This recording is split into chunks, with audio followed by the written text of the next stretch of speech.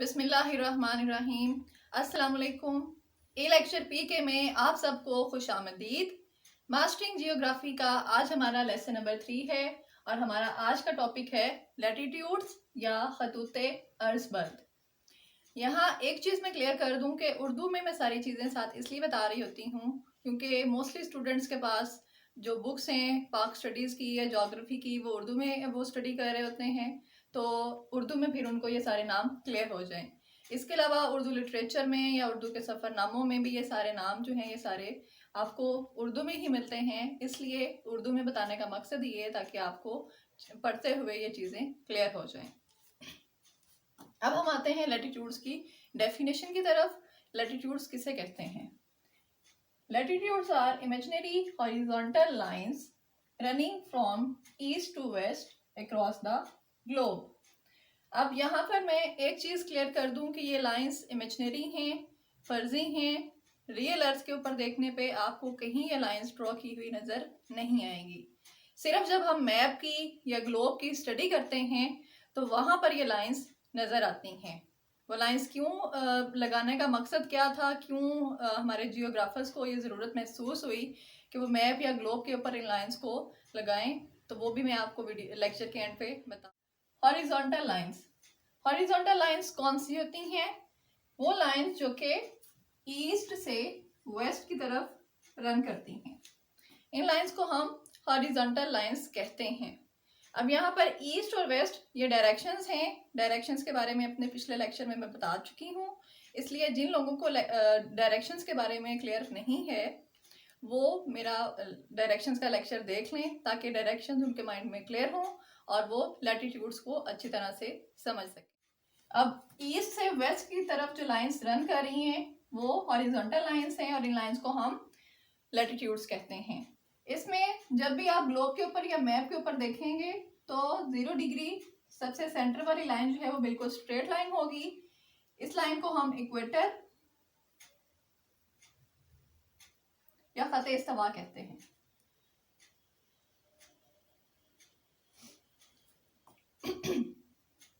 अब इक्वेटर या खत इस्तिवा ये सबसे हमारी जो बेसिक लैटिट्यूड की लाइन है और इस लाइन का मकसद ये है कि ये लाइन हमारी अर्थ सरफेस को 2 इक्वल पार्ट्स में डिवाइड करती है। ठीक है, हाफ पार्ट जो है वो इक्वेटर के नॉर्थ में है, हाफ पार्ट इक्वेटर के साउथ में है। अब इक्वेटर के नॉर्थ में जो हाफ पार्ट है ये हमारी नॉर्थ की डायरेक्शन और ये हमारी साउथ की डायरेक्शन। अब जो इक्वेटर के नॉर्थ में पार्ट है इस पार्ट को हम कहते हैं नॉर्दर्न हेमिस्फीयर और जो पार्ट इक्वेटर के साउथ में है इस पार्ट को हम कहते हैं सर्दर्न हेमिस्फीयर।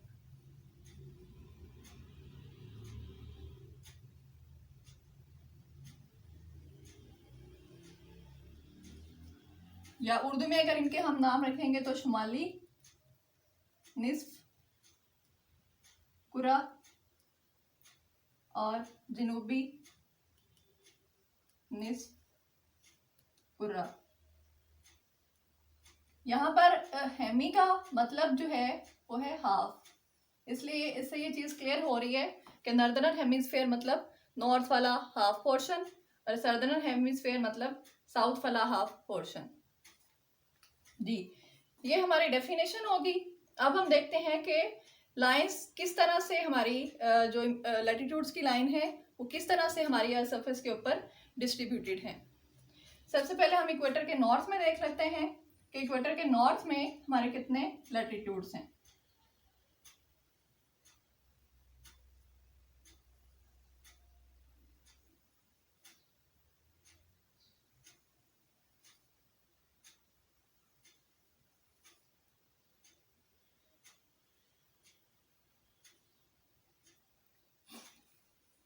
टोटल हमारे जो लैटिट्यूड्स हैं वो हैं 180,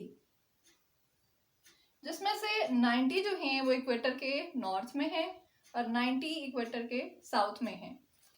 इनकी डिस्ट्रीब्यूशन इस तरह से है, अगर हम इनको 15-15 में डिवाइड करते हैं तो 15, 30, 45, देन 60, 75 और लास्ट वन 90 नॉर्थ।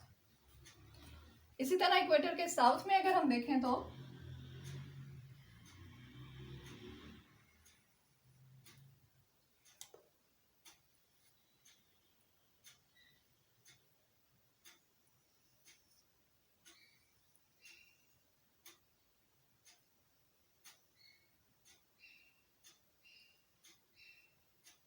15, then 30, 45, 60, 75 और एंड पे साउथ पे 90। तो इस तरह 90 इक्वेटर के नॉर्थ में, 90 इक्वेटर के साउथ में, तो टोटल लैटिट्यूड्स हमारे जो हैं ये बनते हैं 180। अब यहाँ पर एक और चीज़ मैं क्लियर कर दूं कि क्योंकि हमारी अर्थ सरफेस की शेप जो है वो गोल है, यहाँ डायग्राम में आपको सिर्फ अर्थ का फ्रंट वाला पोर्शन शो हो रहा है। अगर पूरी अर्थ सरफेस पे देखें तो बैक पे भी ये इस तरह पूरा एक सर्कल बनता है। तो आप ये कह सकते हैं कि लैटिट्यूड्स जो हैं ये पूरे एक सर्कल की फॉर्म में अर्थ सरफेस को कवर करते हैं। और एक और चीज़ के क्योंकि ये सारे आप देख सकते हैं कि इक्वेटर के पैरेलल ये सारी लाइंस जा रही हैं, इसलिए इनको लैटिट्यूड्स को हम पैरेलल लाइंस भी बोलते हैं।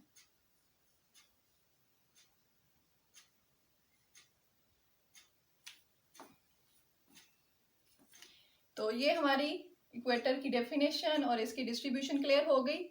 अब एक और चीज़ यहाँ पे मैं क्लियर करती जाऊँ कि मे भी कुछ लोगों के माइंड में ये आ रहा हो, जैसे जैसे हम नॉर्थ की तरफ जाते हैं या जैसे जैसे हम साउथ की तरफ जा रहे हैं तो लैटिट्यूड्स का जो साइज है वो कम होता जा रहा है।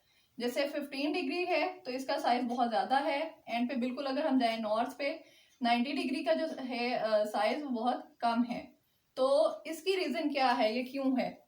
ये हमारी अर्थ सरफेस की स्पेसिफिक शेप की वजह से है। हमारी अर्थ सरफेस की जो शेप है और साइज है उसके बारे में फर्दर नेक्स्ट लेक्चर्स में मैं आपको बिल्कुल क्लियर करूंगी कि वो नॉर्थ पोल पे या साउथ पे इस तरह से क्यों है। यहाँ पर बस मैं ये क्लियर कर दूं कि ज़मीन की स्पेसिफिक शेप की वजह से लैटिट्यूड जो हैं ये नॉर्थ की तरफ जाते हुए इनका साइज़ या साउथ की तरफ जाते हुए इनका साइज़ कम होता जाता है। और ये साइज़ जो है ये हमारे जो डिफरेंट कंट्रीज़ हैं उनके क्लाइमेट के ऊपर बहुत इफ़ेक्ट करता है।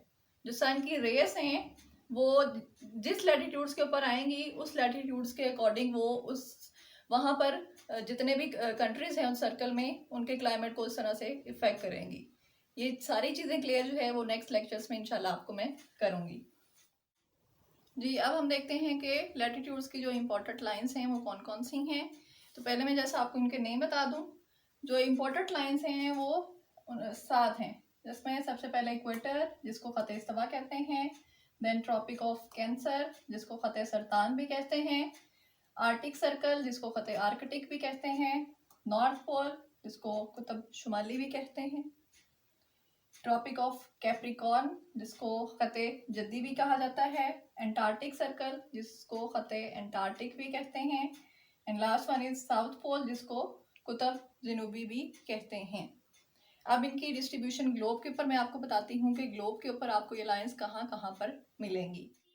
सबसे पहले इक्वेटर के बारे में तो हम डिस्कस कर ही चुके हैं कि इक्वेटर की डायरेक्शन कौन सी है, लेकिन फिर भी मैं रिपीट करती हूँ। सबसे सेंटर में लैटिट्यूड्स की जो लाइन है जो अर्थ को 2 पोर्शन में डिवाइड करती है इसको हम इक्वेटर कहते हैं या ख़त इस्तवा।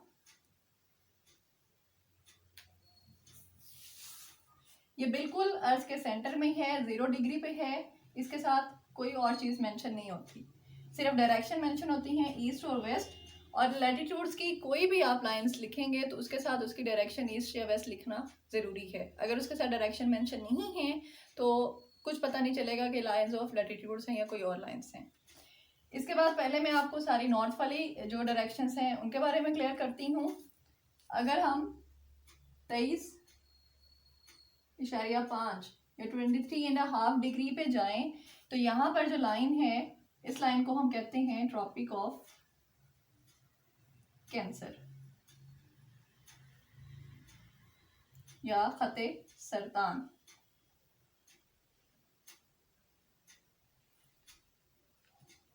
अब क्योंकि ये इक्वेटर से नॉर्थ की तरफ जा रहे हैं इसलिए मैंने इसके साथ नॉर्थ की डायरेक्शन लिखी है। अब अगर हम 66.5 या 66.5 डिग्री पे जाएं तो यहाँ पर जो हमारी लाइन है इसको हम कहते हैं आर्कटिक सर्कल या आर्कटिक, इसका नेम उर्दू में भी वही है। अच्छा, यहाँ पे ये भी क्लियर कर दूं कि आर्कटिक सर्कल इसको हम इसलिए कहते हैं क्योंकि ज़मीन के इस पार्ट में ओशियन है, आर्कटिक ओशियन, उस ओशियन के नेम की वजह से इस सर्कल का नेम जो है वो आर्कटिक सर्कल रखा गया। उसके बाद सबसे नॉर्थ पे जो 90 डिग्री की हमारी लाइन है, ये हमारी है कुतुब शुमाली या नॉर्थ पोल।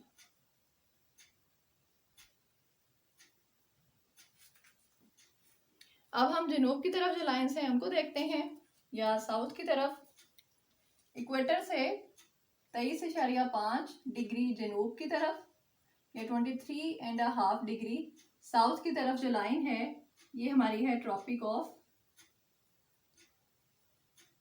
कैप्रिकॉर्न या खत्ते जद्दी। इसी तरह 66.5 डिग्री या 66.5 डिग्री साउथ पे जो लाइन है ये हमारी है एंटार्क्टिक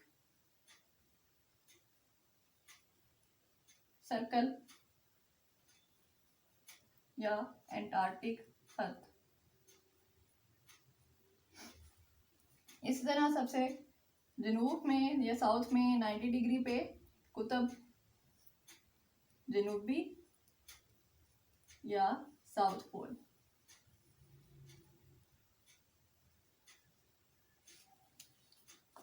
डिग्रीज वही है, 23.5 डिग्री नॉर्थ पे भी है, 23.5 डिग्री साउथ पे है, वे भी वही डिग्री है हमारी, सिर्फ नॉर्थ और साउथ में जाते हुए इनके नेम चेंज हैं। इसलिए डिग्रीज आपको लर्न करना इजी है, सिर्फ नॉर्थ की डायरेक्शंस में और साउथ की डायरेक्शंस में इनके नेम याद करने की ज़रूरत है। ये होगी इनकी लाइंस और इनकी डिस्ट्रीब्यूशन। अब हम ये देखते हैं कि ये लाइन जो है ये जियोग्राफर्स ने क्यों ड्रॉ की हुई है, इसका पर्पस क्या है। नंबर 1 तो इसलिए ताकि जब हम कोई मैप या ग्लोब स्टडी करते हैं तो हमें ये चीज़ क्लियर हो सके कि वो कोई प्लेस जो हम फाइंड कर रहे हैं, कोई भी कंट्री जो हम फाइंड कर रहे हैं वो इक्वेटर के नॉर्थ में है या साउथ में है। तो इस तरह फिर हमारे लिए मैप की स्टडी करना ईजी हो जाती है। सेकेंडली, जब आपको मैंने इक्वेटर लैटिट्यूड्स के साइज़ के बारे में बताया था कि साइज़ नॉर्थ की तरफ जाते हुए कम होते हैं, जो हमारे क्लाइमेट के ऊपर इफेक्ट करता है। तो क्लाइमेट और लैटिट्यूड्स कैसे एक दूसरे को इफेक्ट करते हैं इसके बारे में भी फर्दर लेक्चर्स में हम डिस्कस करेंगे। इसके अलावा हमारी जो हवा का सर्कुलेशन है उसका एक जो है स्पेसिफिक पैटर्न है। पूरी दुनिया में आप देख सकते हैं कि डिफरेंट कंट्रीज़ में डिफरेंट क्लाइमेट है।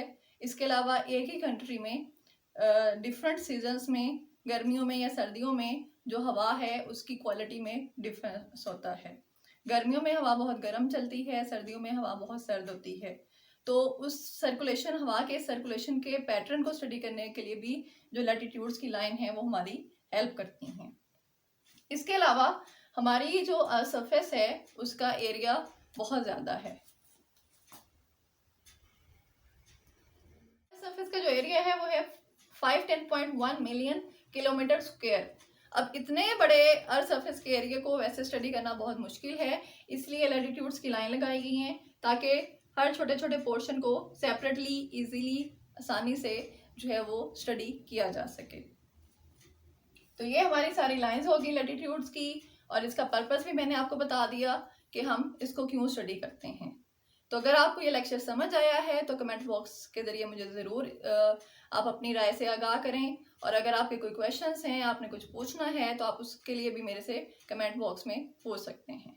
Thank you very much. अल्लाह हाफिज़।